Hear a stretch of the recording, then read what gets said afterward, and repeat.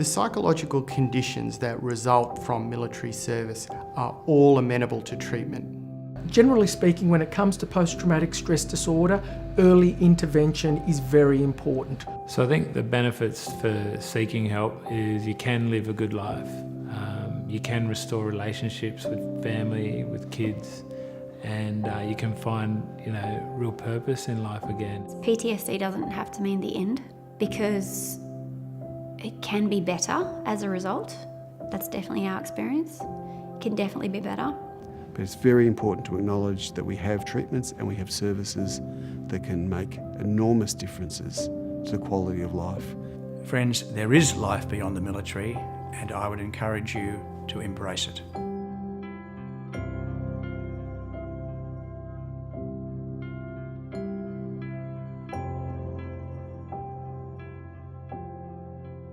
As soon as you know you have symptoms that may be classified not as PTSD, not necessarily as anything, but are symptoms that you are distressed psychologically, then seek help as soon as possible.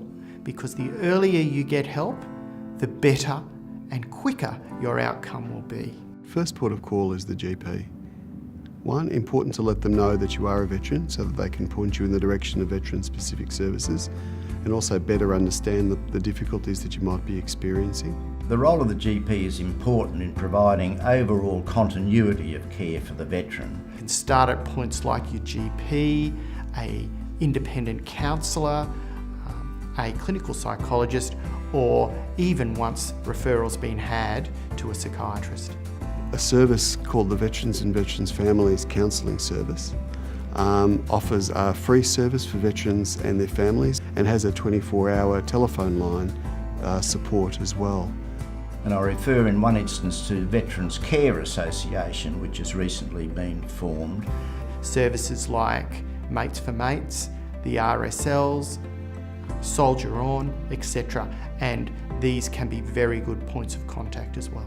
The immediate benefit for anyone seeking help for any post-traumatic stress or any other condition is that you can get assurance that you can get better, that there is a positive future in front of you.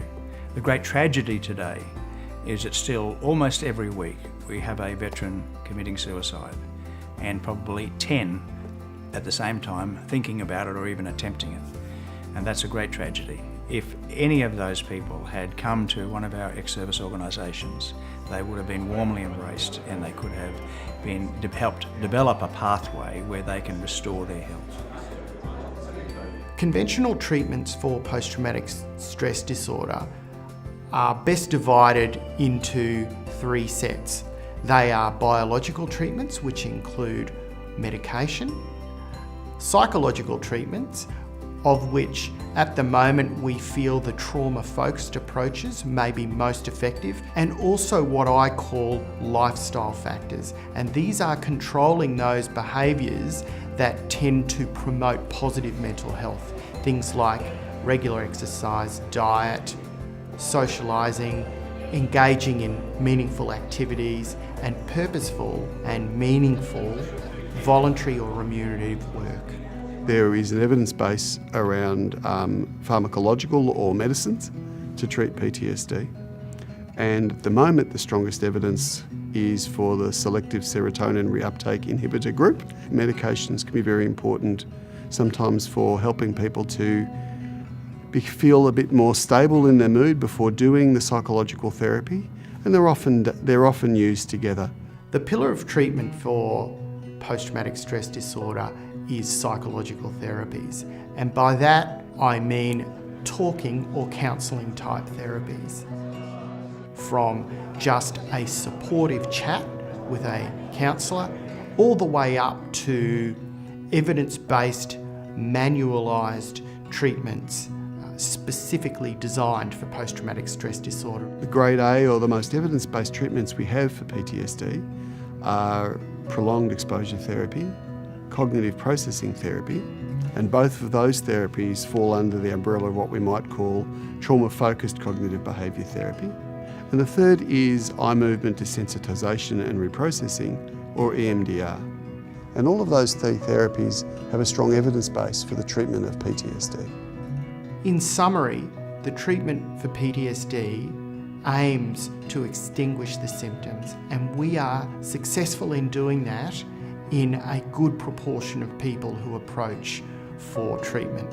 Anyone who has served a single day in the full-time in the Australian Defence Force is now entitled to apply for a Department of Veterans Affairs white card. They call this non-liability health cover, and they can get free treatment for any of those particular conditions on that card. They realise that most veterans have experienced a number of conditions that are just common to almost all veterans, and that is, one of them is stress, and another is sun cancer, because we've been exposed to the sun, and others are anxiety and depression. So, and there are a number of other conditions as well. That sets them in place to be at least on the books for the Department of Veterans Affairs, and to be aware of other entitlements that they might be able to access. There is an area that has been of interest in terms of research for the last couple of decades called post-traumatic growth.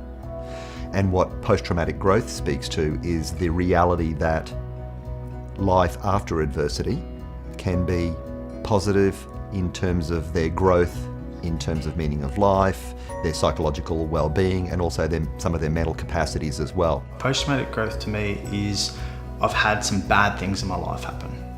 Wounded in Afghanistan. I've had friends killed in Afghanistan. I've had friends take their own life and die by suicide within Australia. They're bad things, but how do I now grow from it? How do I honour them and bounce back and do well within the community, within our society and throughout Australia? To me, growing from bad things that have happened in your life is post-traumatic growth. What the medical model of post-traumatic stress disorder does, and it's absolutely necessary, that is symptom reduction.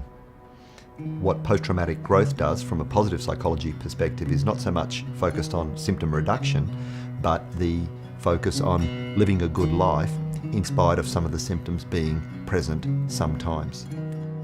Our broad approach at the Veterans Care Association is to promote health and well-being, through a holistic health model. We absolutely promote peer support, so we offer gathering days every couple of months, and that provides an opportunity for veterans to come together, to share some of the stories of what's been going on in their life, and we have a meal together. There are a number of veteran support centres around the countryside offering different activities, but here at Nerang we have a wood workshop where people can come in and create woodwork activities. There is a metal workshop to produce various, do welding and metal cutting. There is a large horticulture area where people can grow plants and convert them into other products like jams. But probably the best facility is just this coming together for a meal, coming together for a cup of tea, to share with some other folks and help encourage each other. There's programs throughout Australia for veterans peer support programs. The government is running 2 pilots at the moment, one in Townsville and one in Sydney, and that is pairing people, mentors and people that are peers. So really it's peer-to-peer. There is a wonderful program available called Survive to Thrive. This is really helpful for veterans that might be a little bit uncomfortable at this stage with meeting face-to-face with others. It's an online program, and they develop a peer support model with someone who might be located distantly, and this really is helpful for people that are living in remote locations that are not easily able to access an ex-service organisation in their proximity. Absolutely, we'd encourage veterans to come together with other veterans and support each other. Another space where veterans get peer-to-peer support is within community organisations such as Soldier On, Mates for Mates, and Veteran Care Association's program of Timor Awakening, and their contexts and programs and activities where peers will interact with one another, normalise some of the stuff that they're going through, and absolutely provide an enormous amount of support and resources for recovery and for post-traumatic growth. The Timor Awakening program is a mountaintop experience, gathering a group of veterans together for a trip to East Timor, and it's from that 2-week experience in Timor that they come back, and we then mentor them one-on-one for the next 6 months to help them realise that plan of action to achieve that healthier, well-being life. Initially the Queensland RSL said they'd love to embrace it and create it as a bit of a flagship program over a couple of years, and we were very fortunate to have the support of Bolton Clarke, who was RSL Care at the time, to come in and to co-fund us. And one thing I can say is for one veteran to go through Team Awakening is less than it costs to have one veteran hospitalised in a psych ward for 2 days. The key aim of Team Awakening is to save lives. We're aware that there are a range of obstacles to veterans in getting help. Clearly, if families can encourage them, that is a help. If mates can encourage them, that will sort of be a help.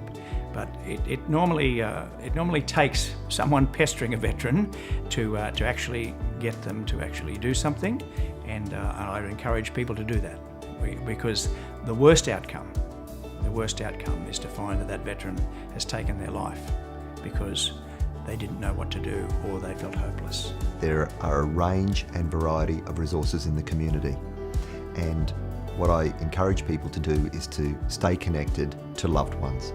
What I mean by that is simply be available, a listening ear. Help is out there for veterans in terms of treating the PTSD, and help's out there for families also. I stopped living in my mind back on deployment. I stopped thinking about it all the time. I stopped thinking about the military, and I started to focus on things like Zoe said to me, "You've got purpose. Your purpose is to be a father and a husband. They're two of the greatest things that any man could want in life." And it's a great blessing, to have those two things. So I said, okay, I'm going to be the best dad I can be and the best husband I can be. And I'm going to focus on that. With Jenna being pregnant and our baby girl on the way, I think our future's bright. I think that we're going to do well and be great parents. But we've had the real conversation about what happens if we are stressed out, or what happens if I'm not feeling well or Jenna's not feeling well. We've had that open and adult conversation, and we both know and understand that it's perfectly fine to go get help. It's perfectly fine to speak to someone if we're not feeling well or if we're feeling uncomfortable.